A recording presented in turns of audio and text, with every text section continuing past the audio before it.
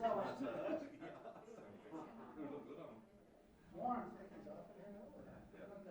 everyone here today. We're here in a new day, new era, so I thought I'd wear the hat just to head the tradition, because here it is 100 years later, 150 years later, we're talking about time changes, and in 150 or 100 years' time, maybe they'll talk about us and the time changes. Again, from 9 to 5 or 9 to 4, so... Be careful what you wish for, Speaker. yeah. So I just thought I'd wear it just for a little bit of a tradition, because it is a time change and it's a no wear. And I thought it was a good gesture. Just a little reminder. I won't get into our house cleaning duties until probably tomorrow, but a little reminder today, when we sing O Canada, we do wear our masks when we sing. Just a little reminder of that. That way there you can hide if you're singing or not. I'll be listening to your voice. Yeah. Okay, members. No. Premier's first, is he?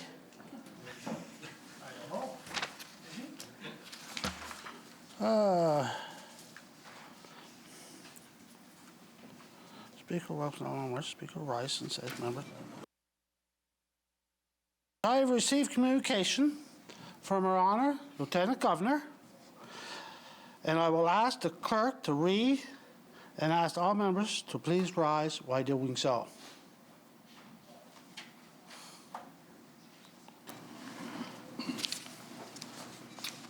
The Honourable Colin Levy, Speaker of the Legislative Assembly. Dear Mr. Speaker, I am directed by Her Honour, the Honourable Antoinette Perry, Lieutenant Governor of Prince Edward Island, to inform you that on Thursday, February 25th, 2021, at 1 p.m. in the afternoon, she will proceed to the Coles Building to open the second session of the Legislative Assembly. I have your honour to be your obedient servant, Cindy Chevery, Private Secretary. You may be seated.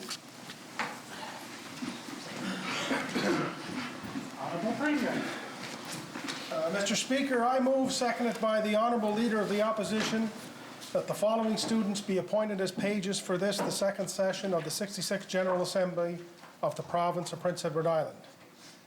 Christina O'Hanley, Morel Regional High School. Aaron Vigor, École François Biot. Brooklyn McGuinness, Surrey Regional High School. Patience Smith, Bluefield High School. Ifra Zadi, Charlottetown Rural High School. Sophie Peterson, Colonel Gray High School. Alexis Kelly, West Isle Composite High School. Nicole Lawler, Three Oaks Senior High School. Maya Schmidt, Kensington Intermediate High School. Keaton Bushy, Montague Regional High School. Riley McWilliams, Kincora Regional High School. And Lucy Liu, Grace Christian School. Shall it carry? Honourable members, Her Honour Lieutenant Governor, having said that she would proceed to the Legislative Chamber to present the speech from the throne, I hereby propose to leave the chair to wait for Her Honour's arrival.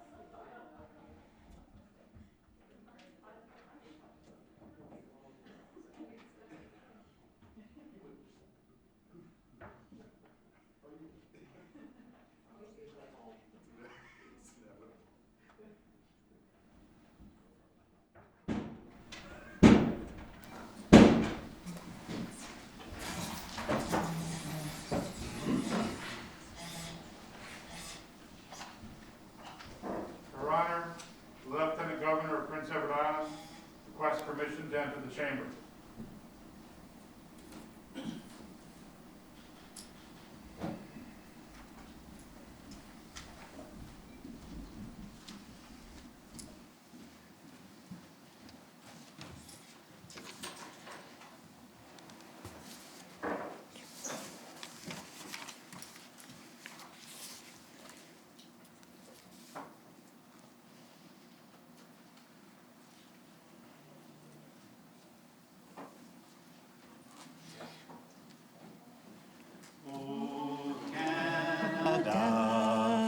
Our home and native land, true patriot love, in all of us command.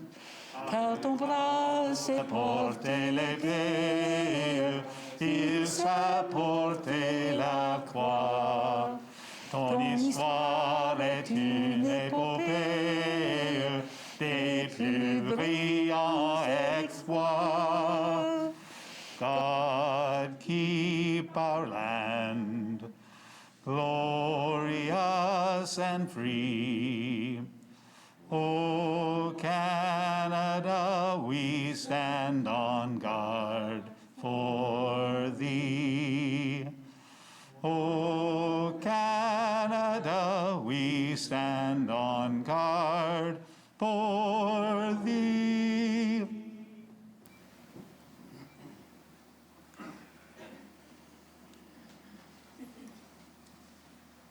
Quay, Jalasi, and Deloise Julie. Hello and welcome. My name is Julie. I am Mi'kmaq, and I reside in this beautiful territory known as Mi'kma'ki, and I would like to welcome all of you in peace and friendship.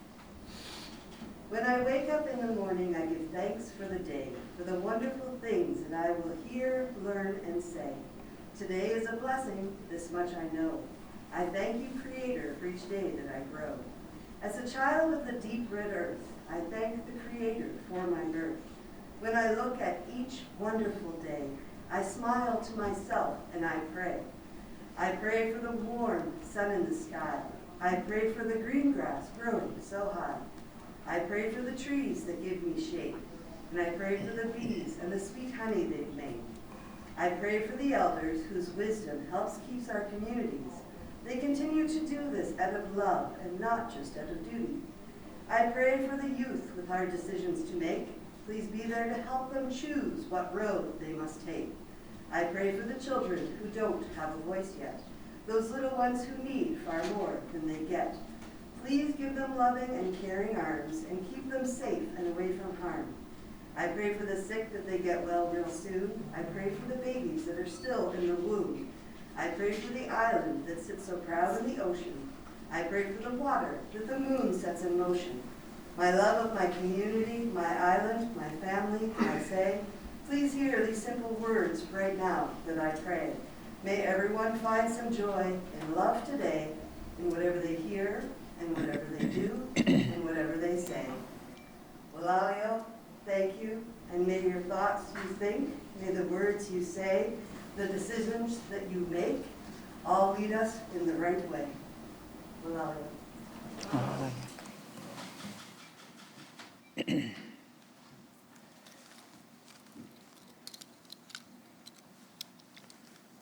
Now?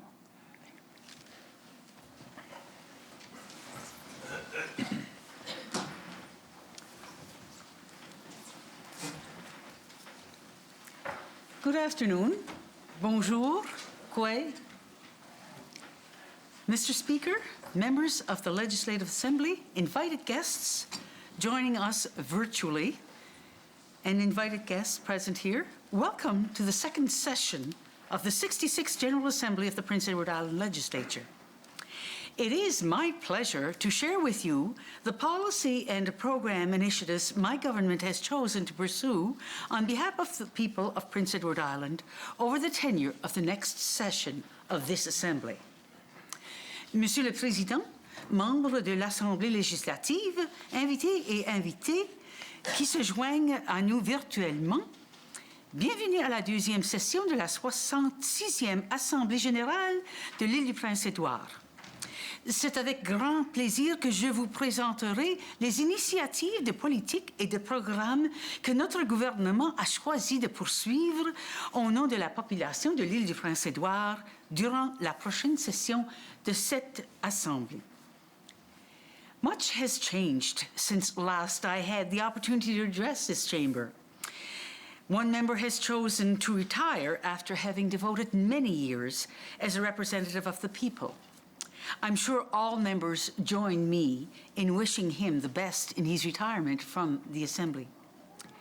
2 new members have joined our number, and I extend a warm welcome to the members for Districts 9 and 10. Both members have already had the benefit of witnessing the operations of the legislature, the cut and thrust of political debate, the careful consideration of legislative proposals, the thoughtful allocation of the province's financial resources, and of course, the holding to account of the executive branch of government. Je peux profiter de cette occasion pour rappeler à tous les membres de l'Assemblée le sérieux de vos responsabilités. Ainsi, je vous demande de régulièrement vous rappeler du serment que vous avez prononcé à votre admission à cette Chambre, soit de représenter et de faire progresser l'intérêt supérieur du public. J'espère aussi que la considération et l'application de ce principe guideront vos délibérations et débats au cours de la présente session ainsi que des sessions à venir à l'Assemblée. I want to take this opportunity to remind all members of the legislature of the gravitas of your responsibilities. In doing so, I ask you to regularly recall the oath that you swore upon your admission to this chamber, to represent and advance the greater public good. I pray the consideration of and adherence to this principle will guide your deliberations and debates over this and coming sessions of the Assembly. The disruption of the COVID-19 pandemic. The greatest changes since last I was here, of course, are those imposed by the current global pandemic. This year marks the 170th anniversary of responsible government in this province. I follow in the footsteps of many representatives of the Crown, both governors and lieutenant governors, who have had the privilege of summoning the Assembly. But I can say with some confidence that I am the first of Her Majesty's representatives to wear a mask into the chamber. We are fortunate on Prince Edward Island to be able to gather in this Assembly. Other of our sister provinces are not so fortunate, or at least not to the extent we are able. But I hasten to add that our good fortune is not a function of luck. Since the COVID-19 outbreak was first declared a pandemic, we have been under the professional and thoughtful guidance of the Chief Public Health Officer, Dr. Heather Morrison, and our dedicated team, who has worked tirelessly to keep us safe. On behalf of all Islanders, I want to thank Dr. Morrison and all the frontline workers who have kept us fed, comforted, and safe during this unsettling time. We owe a debt of gratitude to those who put themselves in danger to accommodate our needs. The doctors, nurses, long-term care attendants, first responders, early childhood educators, truck drivers, farmers and fishers, store clerks and service workers, police officers, public servants, teachers, bus drivers, and so many others.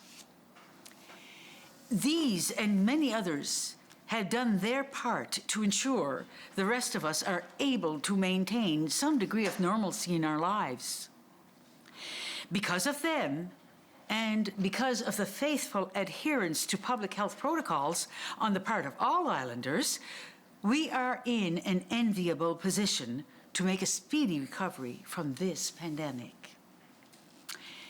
Our province has been well supported through our partnership with the federal government, with historic contributions to island families and businesses during a time when they were most needed.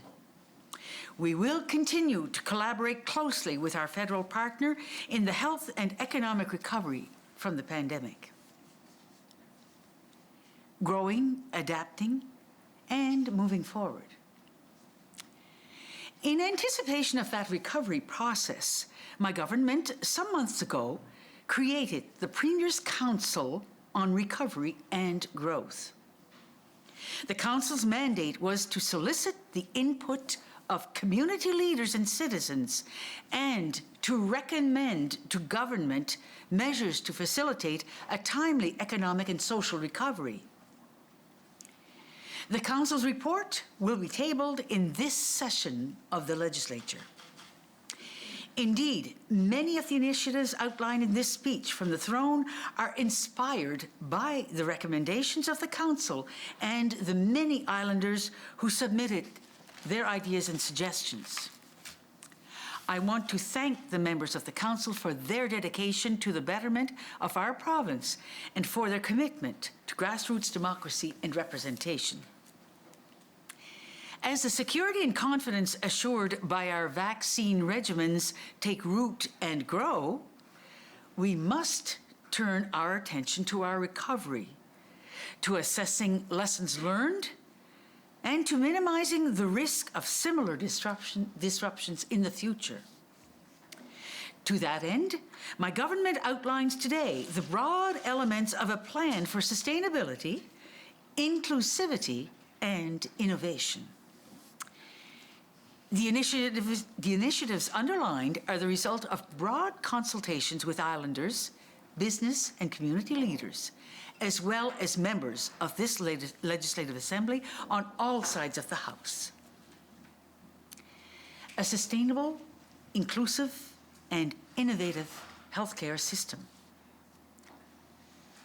The events of this past year have underlined for each of us the vital importance of health. Without personal health and well-being, all our efforts and achievements stand for naught. And while this is the case for each of us individually, so too is it the case for us collectively. No public policy issue is more critical to our community than a robust and responsive healthcare system. In this chamber, issues related to healthcare dominate our thoughts, our debates, and our budgets. But despite its predominance in our personal and public lives, and despite the efforts and intentions of our healthcare professionals, many of us remain frustrated with our healthcare system. From the perspective of patients, accessing the system for certain services is seen as complex and time-consuming. From the perspective of practitioners, too many resources appear to be spent on acute care and illness treatment rather than well-being and illness prevention. My government has adopted a model of healthcare which will move the primary focus of care from acute and long-term care toward community-based care. The new model will enable the delivery of health services to be more efficient and closer to home through medical homes and medical neighborhoods. Change will not happen overnight. The process is designed to be evolutionary rather than revolutionary. The first step in the evolutionary process will see the creation of 3 new primary care homes. Islanders assigned to primary care homes will have quicker access to the appropriate health professionals. The primary care home approach will foster greater communication between patient and medical provider and between the medical professionals who make up the teams. It would also serve to enhance collaborative case management, particularly for patients with complex needs. Our experience over the past year has proven the usefulness of remote and virtual options in healthcare delivery. Accordingly, the new model will employ more virtual care options in circumstances where a physical visit may be unnecessary. During the pandemic, we learned, for example, that a virtual visit with a doctor or nurse practitioner is often a more timely and effective form of assessment following hospitalization or other forms of medical intervention. Much of the transition to the new model of care will be accommodated by a secure and integrated electronic medical records management system. This has been an initiative of successful governments, and my government has already begun the implementation of the system. This will greatly enhance the ability of the medical community to respond in a holistic and timely manner to Islanders' healthcare needs. Another lesson from our experience with the pandemic is our new awareness and appreciation for companionship and community. We are not meant to be isolated with our thoughts or our worries. This recognition is not an admission of weakness, but rather an affirmation of the complexity of the human condition. And in many cases, our mental health, which is such a vital part of our overall health, gets adversely affected. In recognition of this, my government will introduce a 5-year, $10 million Community Mental Health and Addictions Fund. This new spending is intended to help community partners deliver new mental health and addiction services in Prince Edward Island. My government will also introduce a single point of access for mental health and addiction services. Islanders will have access to a 24/7 service to help navigate the system and ensure the person is receiving appropriate and timely attention. In addition to these major initiatives in healthcare, my government will continue its investment in developing the next stage of the new mental health campus and the implementation of the mobile mental health units. And to ensure that attention to our mental health has parity with our physical health, my government will establish the PEI Center for Mental Well-Being, made up of representation from the many community partners engaged in the delivery of mental health services.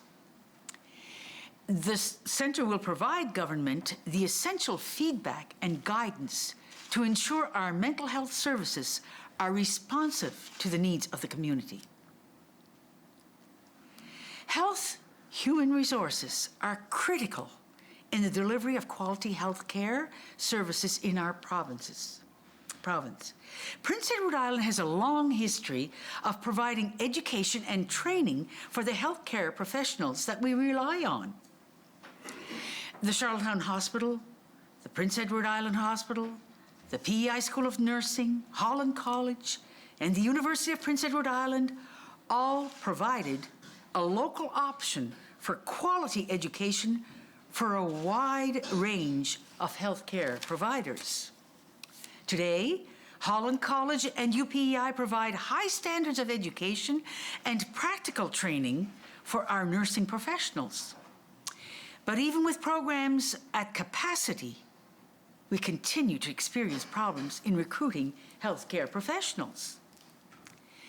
My government announces 3 initiatives to address this issue. First, it will establish a working group made up of representatives from Holland College, UPEI, Health PEI, and nursing professionals. The working group will collaborate to expand the registered nursing program at UPEI and the licensed practical nurse program at Holland College for island students wishing to pursue a career in healthcare on Prince Edward Island. Secondly, my government will immediately establish a $5 million fund for the recruitment of nurses and nurse practitioners over the next 5 years. The fund will provide student debt forgiveness for registered nurses and nurse practitioners while they live and work in PEI. Thirdly, my government will establish a $2.5 million retention, mentorship, and training fund for registered nurses and nurse practitioners currently working on Prince Edward Island.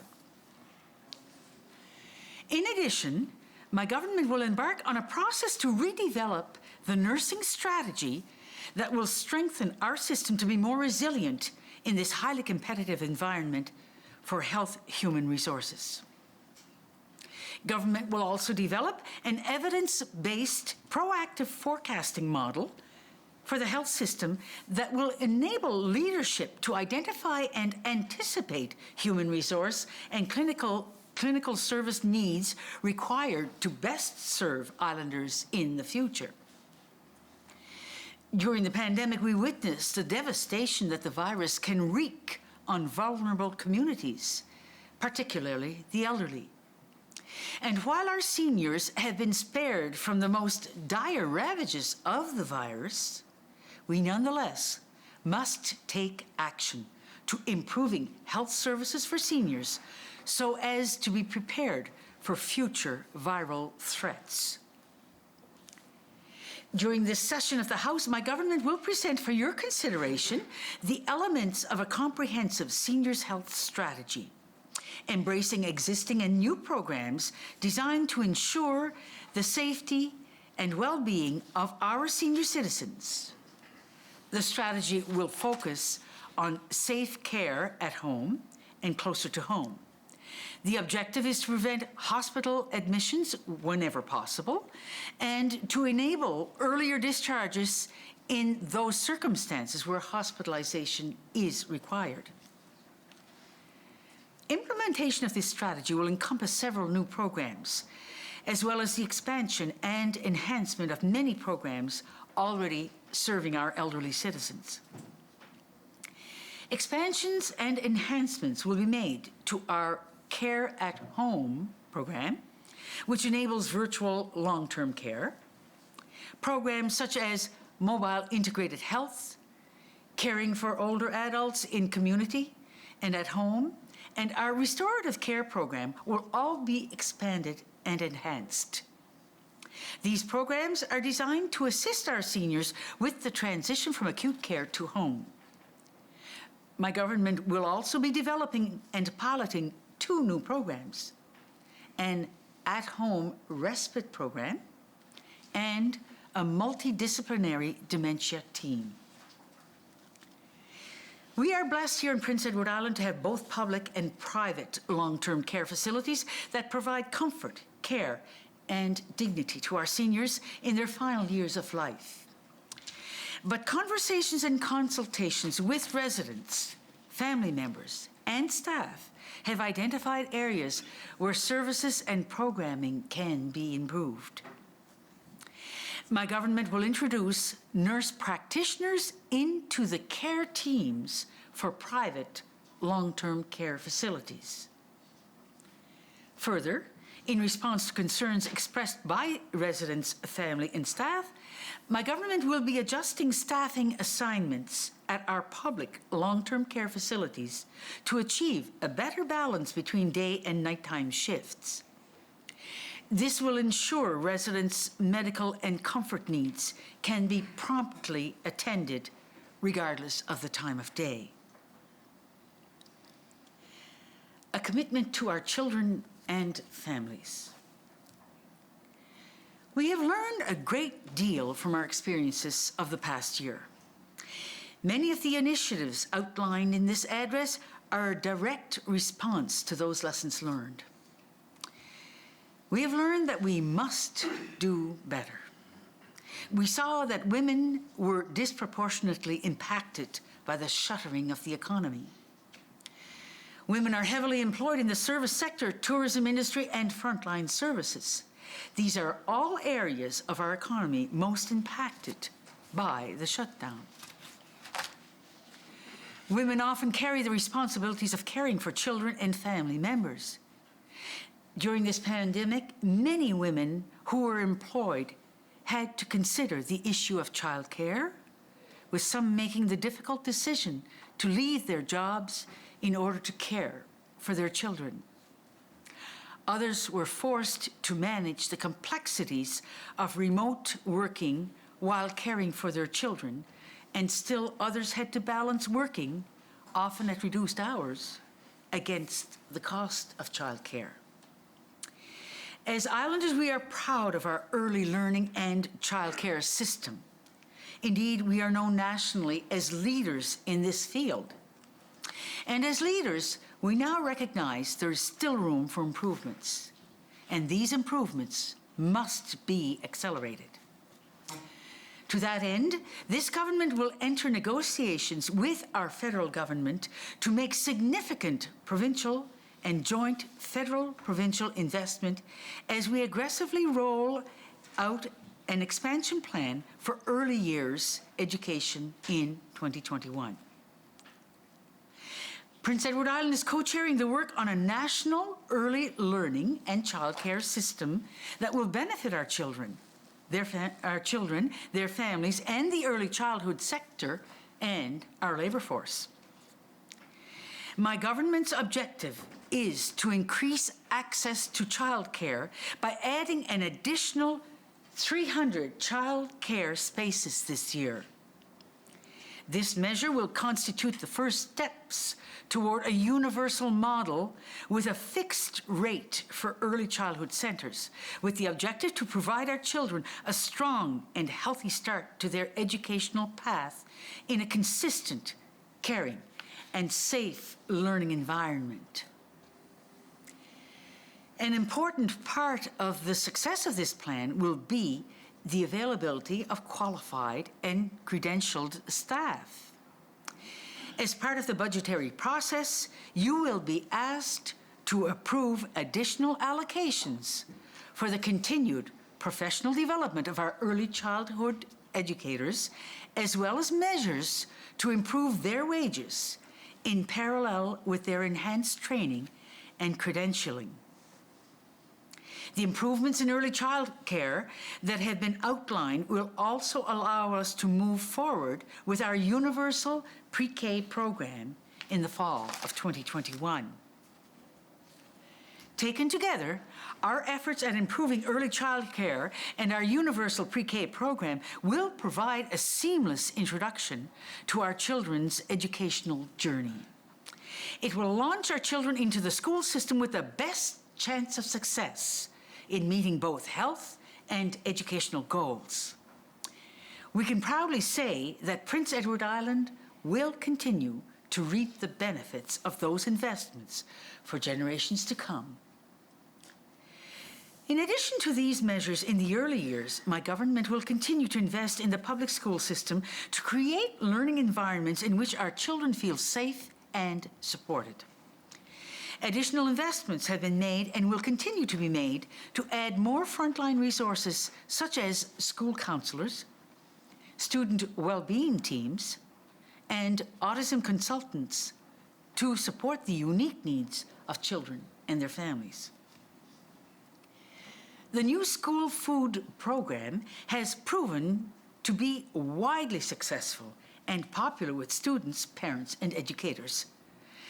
Providing access to healthy, locally sourced, locally prepared, and affordable meals for students ensures they have the nutrition needed to learn and helps them to develop lifelong healthy eating habits. Over the past year, students at all island schools have had access to healthy, nutritious lunch options, and we are committed to continuing these efforts by formally establishing a nonprofit organization to make further progress with this program. During the COVID-19 pandemic, my government worked hard to continue to deliver healthy meals to students who needed them the most while they were at home. This summer, my government will partner with community organizations to continue this initiative in an effort to reduce food insecurity in our province. In addition to raising our children to be good citizens and leaders of tomorrow, our education system is also charged with providing employable and marketable skills in a rapidly changing world. We want to ensure our high school and post-secondary students are better supported and prepared for employment opportunities and success upon leaving school.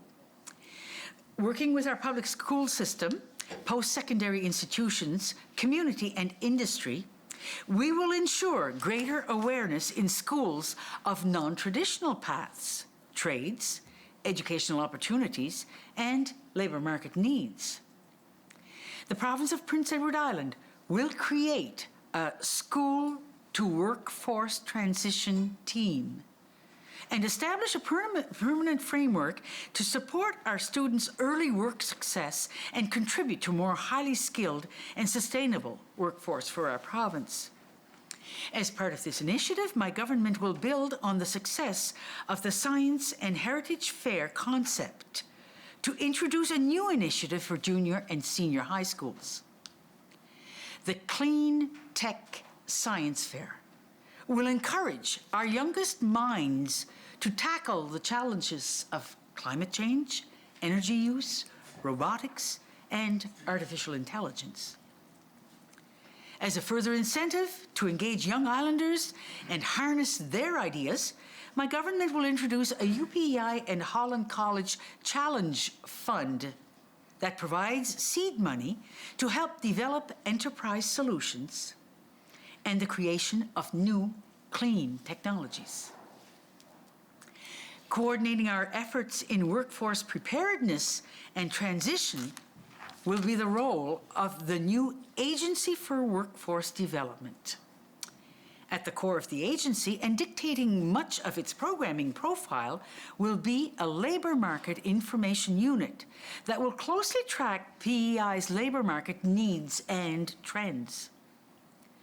This unit will give employers and potential employees access to a timely and accurate snapshot of labor market opportunities specific to Prince Edward Island. Our current reliance on national data fails to recognize issues unique to the island, such as scale, seasonality, and geography.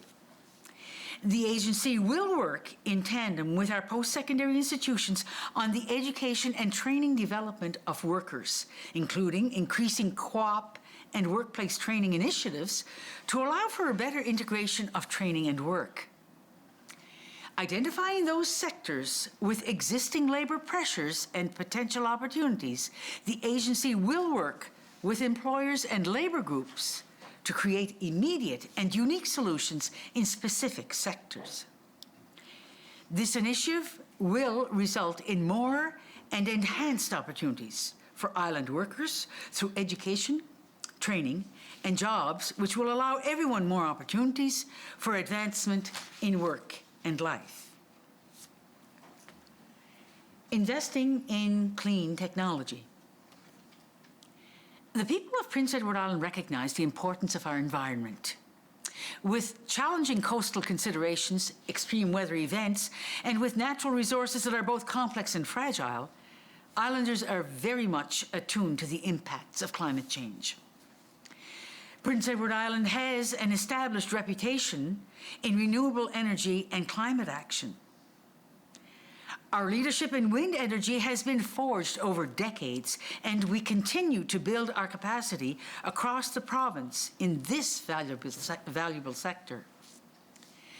Energy from waste and biofuel provides heating for more than 150 public buildings throughout Prince Edward Island, including our hospitals and many of our schools. Since 2018, Efficiency PEI has supported the installation of more than 13,000 new heat pumps. And now, 98% of new homes built in PEI are using clean energy. It is through these innovations that Prince Edward Island has been able to see its per capita carbon emissions decline by 27.5% since 2005. This kind of climate action is essential to protecting our province's environment for generations to come. But we all know that even more innovation is needed. Tackling climate change now and in the future will require our best ideas, ingenuity, and enterprise. we need viable, long-term solutions in areas such as transportation and agriculture to meet our target as the first province in Canada to reach net zero. In order to advance this objective, my government will embark on a strategy to build PEI's clean tech sector, supporting PEI-based companies to develop and deploy competitive clean technology solutions. Our aim is to encourage leading-edge development that will help solve some of the most pressing environmental challenges: climate change, clean air, clean water, and clean soil. Features of the strategy include the creation of a specific loan portfolio valued at $50 million to assist new businesses and existing businesses adopt and develop clean technology solutions. The strategy will also establish 3 tax-free development zones that will provide opportunities for clean tech businesses to cluster and take advantage of common services and supports so that they can accelerate their work. My government will use its tax system to advance clean tech business interests by establishing an equity investment grant that will provide a rebate to anyone investing in an approved PEI clean tech firm. Becoming a leader in clean technology requires investment in research and development. To that end, my government announces 2 new initiatives. The first is the introduction of a $10 million fund over the next 5 years, specifically earmarked for research and development projects in the clean tech sector. The second initiative is the establishment of the PEI Energy Academy and Eco Innovation Park. Working in partnership with Holland College and the UPEI Canadian Centre for Climate Change and Adaptation, these 2 facilities will seek to grow our expertise and demonstrate ecological and economical practices as a baseline for sustainable futures. The PEI Energy Academy will extend applied training, research, and early-stage development in energy innovation. The Eco Innovation Park will be connected to local and regional industry, education, and culture. Together, these 2 initiatives will foster a community dedicated to innovation and collaboration by accommodating a range of education and enterprises in eco-centered research, development, and manufacturing. This is a bold step for Prince Edward Island. It challenges us to be world leaders. But that is not new territory for us. In the 1980s, the Institute of Man and Resources placed Prince Edward Island on the leading edge of research and development in the alternative energy field. My government is confident that with this initiative, Prince Edward Island will once again show the rest of the world that small is possible. A safe place to live, work, and raise a family. Throughout the pandemic, we have learned that people's sense of security and safety increases with public confidence. When Islanders feel safe, there's a greater confidence and purpose in how we go about our daily lives. PEI continues to be regarded as a safe place to live, work, and raise a family. Nous savons qu'il y a toutes sortes de familles et nous reconnaissons le fait que les grands-parents en particulier peuvent jouer un plus grand rôle dans l'éducation des enfants. Et nous allons travailler pour favoriser cette optique. Nous pouvons toujours faire mieux. Notre gouvernement présentera des mesures visant la réduction des méfaits pour ceux et celles qui vivent des moments difficiles. En collaborant avec le bureau du médecin hygiéniste en chef, nous allons lancer de nouveaux programmes et initiatives pour aider les insulaires les plus vulnérables. Chaque insulaire a le droit de vivre sans violence physique et mentale. Toutefois, nous savons que ce n'est pas toujours le cas et que beaucoup trop d'enfants et de nos proches vivent dans la peur. My government commits to working across political parties and departments in the development of strategies to combat gender-based violence, family violence, sexual violence, and harassment. In addition, government will explore new therapeutic justice options for those in conflict with the law. These initiatives will ensure that individuals have the proper supports for representation, treatment, and rehabilitation. A more equitable and inclusive Ireland. This past year, events that happened far beyond our borders and right here in Prince Edward Island reminded us of glaring social justice imbalances and the need for a meaningful cultural change. Thousands of Islanders demonstrated their support and commitment for equality at Black Lives Matter, the largest march that has ever occurred in this province. It was a show of force and a sign of solidarity. It was a statement that change is needed, that we must do better as a province and a community of people. Government has listened and will continue to listen, and we will act. There is work to be done for those whose voices are still not being heard.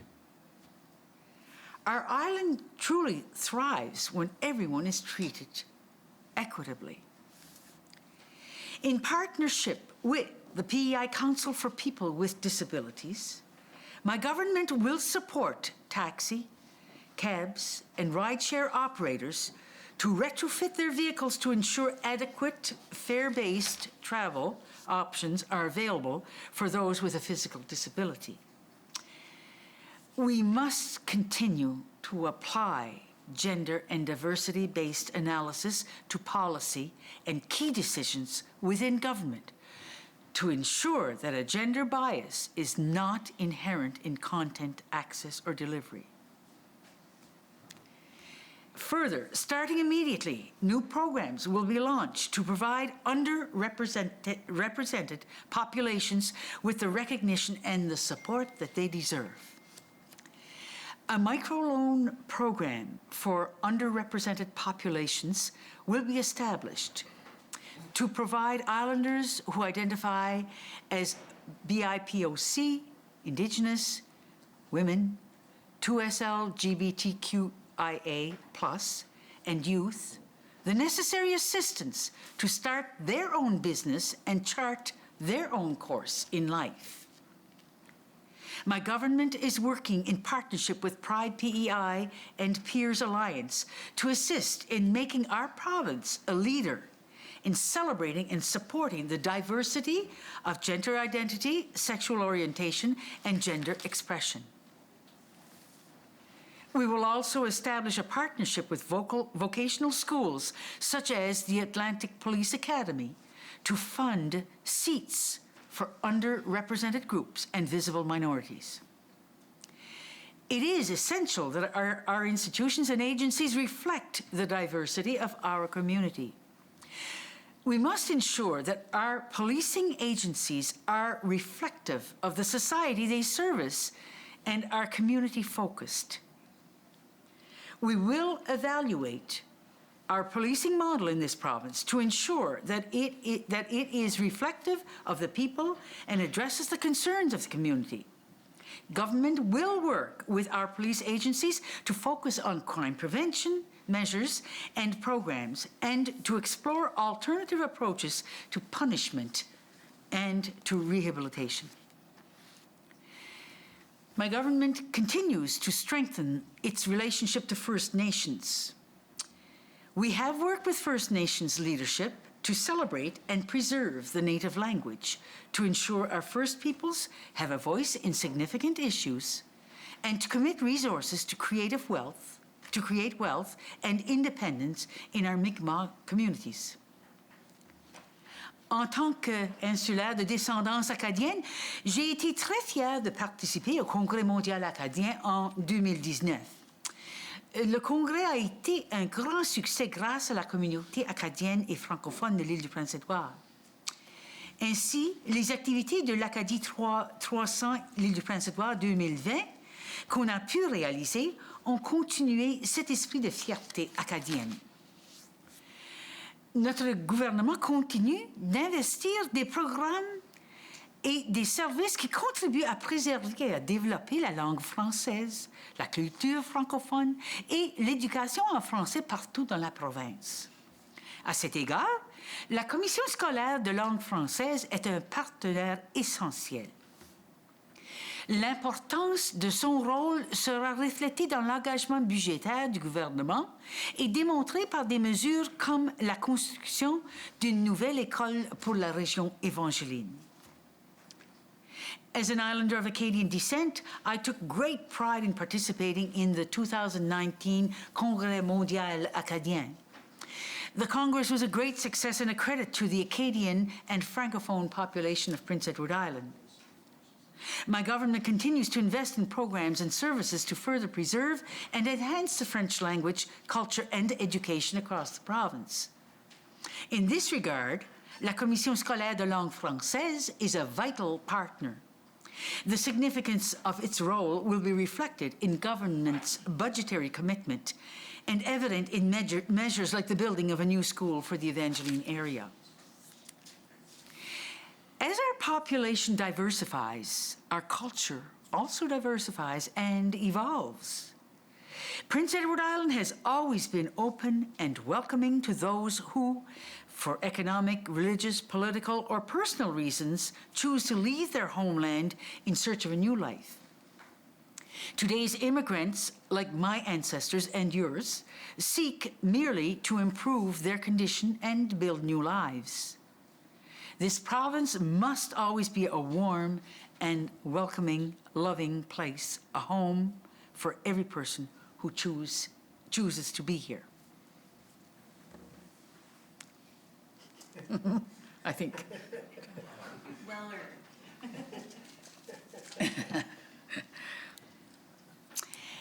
Enhancing our community. J'ai déjà mentionné que le Conseil du Premier ministre pour la reprise et la croissance, plus de 1100 idées ont été présentées au Conseil par des insulaires de partout dans la province. Au premier plan des préoccupations soulevées et des suggestions apportées était le désir de réduire la pauvreté. De nombreux groupes et individus ont dit souhaiter un quelconque appui en matière de revenus de base. Notre gouvernement compte continuer de travailler de façon collaborative avec nos partenaires fédéraux pour explorer cette mesure et d'autres options en vue d'éliminer la pauvreté systématique dans notre province. Nous savons que les coûts relatifs au logement représentent une grande partie des dépenses des ménages. Tout effort visant à réduire la pauvreté doit donc considérer attentivement le coût et la convenance des options en logement. My government continues to make investments in expanding and improving our social housing options in both public and private domains. Our vacancy rate across Prince Edward Island has gone from less than 1% to almost 3%. But we know that much of this is due to the pandemic. Fewer students and tourists have reduced the pressure on housing in the province. We must use this temporary reprieve from a chronic housing shortage to work with private developers, communities, nonprofits, and entrepreneurs to continue to build our housing supply while reducing barriers to home ownership for islanders. My government is committed to expanding our knowledge of societal well-being in our province. Central to this is the development of a broad set of PEI well-being indicators. Government has partnered with UPEI through the Institute of Island Studies to undertake a multi-year research project of this nature. This work aims to assess what is truly important to islanders in relation to their overall well-being. A cleaner environment. Of equal prominence in the input from islanders shared with the Council were concerns of our natural environment. In response to these concerns, members of the legislature will, this session, be asked to consider policy, program, and budgetary proposals related to encouraging a greater use of electric vehicles, expanding our energy efficiency programs with a particular focus on assisting low-income islanders, assisting municipalities in becoming more sustainable, implementing a food waste reduction strategy, introducing measures to reduce single-use plastics, implementing an island-wide public transit system and increasing our commitment to active transportation, implementing a soil health project, introducing free energy audits for farmers to assist in reducing energy consumption, and increasing our level of protected land to reach our goal of 7%, with full intention of moving to 10%. In addition, my government will have an open call for communities and nonprofit organizations to submit infrastructure projects that include an applied net zero and climate change lens to the Infrastructure Secretariat. In this year, we will make further adjustments in carbon pricing in keeping with the federal pan-Canadian framework. Our commitment is to return every dollar collected through a price on carbon back to islanders and to support island families and businesses to become more efficient in their energy use. These and other measures, which my government has already implemented, will move us closer to our net zero goal. A more resilient economy. The COVID-19 pandemic has presented the greatest disruption to the global economy since the Second World War. Fractured supply chains, interrupted production cycles, lost employment opportunities, and shattered consumer confidence will all take time to heal. And like our recovery after the war, our recovery from this devastation will require the intervention of government. The work of the Premier's Council on Growth and Recovery made clear two areas of our economy which deserve special consideration. The first area demanding our immediate attention is the tourism sector and its related businesses, such as accommodations, conventions, food and beverage services, and cultural events. We all recognize that 2021 will be a stabilizing year for our tourism industry. Government will be there to support the sector and help steady the ship. We will focus on a local campaign working to reopen the Atlantic bubble. And as our vaccine programs result in immunity over time, opening to travelers from the rest of Canada. In order to assist our tourism operators to prepare for the 2021 season, my government will introduce a special activation fund designed to assist operators with the upfront capital costs of reopening for the season. Government will also be unveiling a dine-in incentive intended to assist local restaurants particularly in those days of the week when traffic is slower and the cost of operation is higher. In partnership with the industry, government will also enhance and expand the Canada Food Island gift card program. My government is also working with the federal government and the Charlottetown Airport Authority to develop a recovery strategy for air travel to our province. During a debate on the budget, you will be asked to approve a $1 million fund from the province to jumpstart this recovery process. The second area on which we must focus our efforts is on employment. In particular, the need to transition people from emergency supports back to meaningful employment. My government is committed to working with our post-secondary institutions, sector councils, employers, and labor groups to support training for employment in areas of our economy, such as construction and food processing, which were able to survive and even thrive during the pandemic. This will entail the revamping of our current Skills PEI and Innovation PEI programming to be more responsive to the needs of industry, employers, and potential employees. Agriculture has long been a key economic driver and an industry that is part of our island identity. Climate change is impacting our farming industry, and while my government has an aggressive climate action plan, we must not sit idle while this important sector is at a critical point.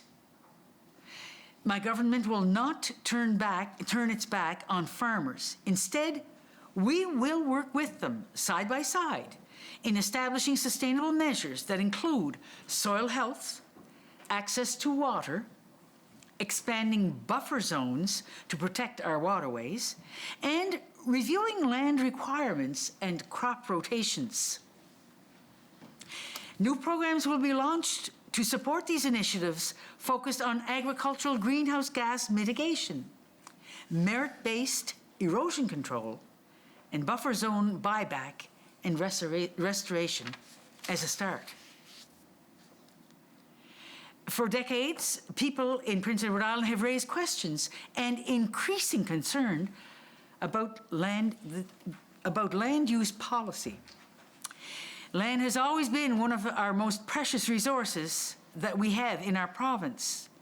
My government has initiated a complete review of land use and land protection. In this session, an interim report from the Land Matters Advisory Committee will be tabled as we together consider the future path for sustainable land use in our province. We are expecting the full proposed amendments to the Lands Protection Act and the Planning Act to be tabled in the fall 2021 sitting. The seafood industry in Prince Edward Island has shown tremendous resiliency over the last year. My government will continue to support the seafood and aquaculture industry to ensure that when the demand for world-class seafood around the world soars, we are able to respond accordingly and meet that demand. In addition to the many measures just outlined, members of the Assembly will be called upon to consider an ambitious legislative agenda with both government-sponsored and private member proposals. Members will consider Government Reorganization Act, an act to amend the Architects Act, an act to amend the Engineering Profession Act, an act to amend the Insurance Act, an act to amend the Designation of Beneficiaries Act, an act to amend the Jury Act, an act to amend the Planning Act, an act to amend the Marriage Act, an act to amend the Real Property Assessment Act, an act to amend the Regulated Health Professions Act, Missing Persons Act, an act to amend the Change of Name Act, an act to repeal the Blind Workers' Compensation Act, an act to amend the Liquor Control Act, Temporary Foreign Workers Protection Act, Interpretation Act, Gunshot and Stab Wound Reporting Act, and Provincial Court Act. Members will also be asked to assess several options for the implementation of school board elections to ensure greater transparency and greater community and parental oversight of our public education system. At the same time, government will also embark on renewing the Freedom of Information and Protection of Privacy Act to provide a greater public confidence and more accountability for government. Conclusion: my government has laid out an ambitious program of innovation and progress. It is a program designed to pursue the objectives and aspirations of sustainability, inclusivity, and innovation. We have come through a difficult time, but we are fortunate in that we are emerging at the other end with our spirit and our determination undiminished. In the example of those who came before us, we have and we will continue to persevere. We have faced comparable upheavals before, and together we survived. Just as together, we will survive our current challenge. As is tradition, I leave you with this prayer. May divine providence guide your deliberations, and may you be endued with a spirit of gratitude and thankfulness for the privilege of living in and providing direction to this beautiful and generous land we call home, l'île du Prince-Édouard, Prince Edward Island. Thank you, merci, and much success.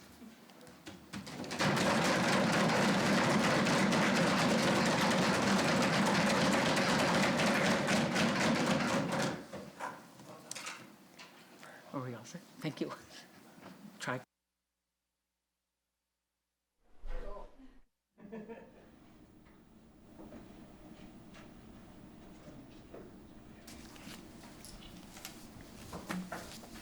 Whoops.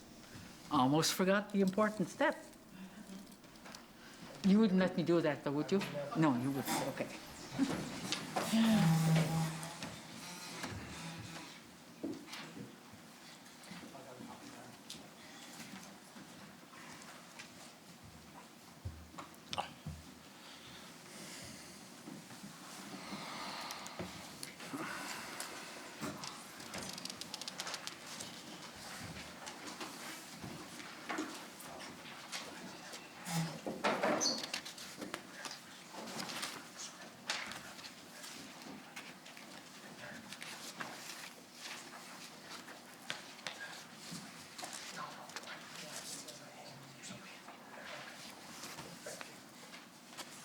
The Honourable, you ready? The Honourable Premier.